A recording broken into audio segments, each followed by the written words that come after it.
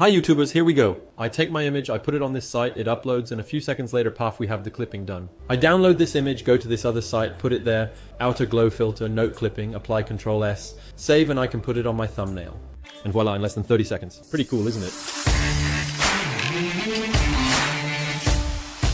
So I've come to prove to you that in less than 30 seconds you can do a clipping and a white outline, which many YouTubers like to do on their thumbnails. We'll come back at the end of the video to talk about whether or not you should do this on your thumbnails, but for now I'm going to take you through the process step by step to show you how it's done. So I've got an image here which is an extract from a video. It's something you can do quite easily by taking a photo. This site, the first site, it's called Remove BG. I'm putting all the links in the description anyway. So you go to Remove BG, you bring your photo, you drag it, it's free of course, all the sites are free here, and then you can download it directly. That's the easy part. Even if until recently you had to use Photoshop and very complicated software to do this, here it's really quite simple. If for example I think there's a part of the front I don't like, I can use the tool, the little brush for example, to erase that part. But you have to be a little careful because if you erase too much you can't restore too easily. That said, if you click on restore here I can put back a little bit. So we can manage hop, but it's relatively basic. Of course I can zoom in on the photo and do a little more fine tuning.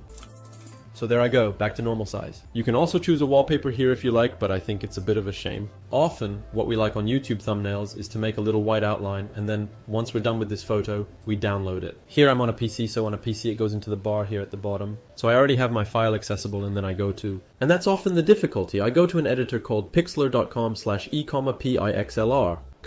As it's obviously a free online thing too, you go to the expert editor though, so pixlr is in /e and here. So I'm going to leave this photo here, hop, I can even remove it here. So here in the same way I'm importing my new photo, and that's it. And it's just like a little Photoshop here, it does all sorts of very practical things. The only difference is that it's in English, but that's not a big problem as long as you know where to click. So what I'm going to do is what I've done to outer glow, which is this little thing here that's going to give me the outline. I see I've forgotten a little bit. By the way, here I can adjust the size. I can make it thinner or thicker. I can also adjust the ability to make it bigger, so you'll understand. To make it either very sharp or very soft. Transition? Yes, I can. You can also choose according to what you want to do. And you can also adjust the opacity generally. However, I prefer to leave the opacity as it is. You can also choose another color if I do it in red, for example. Hop already the red thing. So you can really do anything.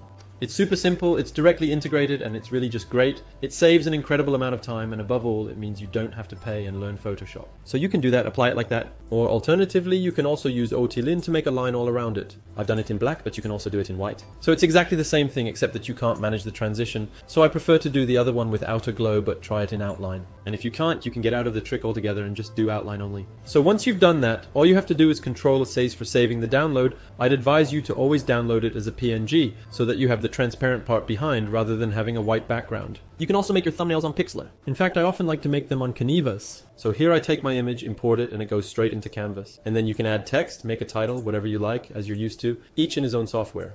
But as you can see, it doesn't take long before you've got your own image, your own thumbnail image, and that's really handy. Now the question is, when should you use this technique on your thumbnails? Because you don't have to apply it systematically to all the thumbnails on your YouTube channel. The idea is that people are often attracted by other people, and they're attracted above all by their reaction. If it's to make a detracted image of you, completely neutral like that, with no emotion whatsoever, it's pointless. If it's for a tutorial on how to use Excel or a spreadsheet, there's no point in putting your face like that. We don't care. We're here to get content on the tutorial in question. If, on the other hand, you're making a vlog, vlogging is typically the format for which we're going to follow people. You're going to expect reactions, emotions, things that happen. So yes, there's a real point in putting you on the thumbnail. And when you're on the thumbnail, either you manage to make a photo in which you're the main element, but which still manages to show the context, etc., or you manage to make a photo in which you're the main element. It's quite an art to create miniatures like that. I'd like to show you an example of a chain that manages this very well. It's Kara and Nate. They make very, very good miniatures of this type. If you can do it, it's ideal, but very often it's a bit complicated. So we prefer to use an image either from our video or an image that represents a little of what we see in our video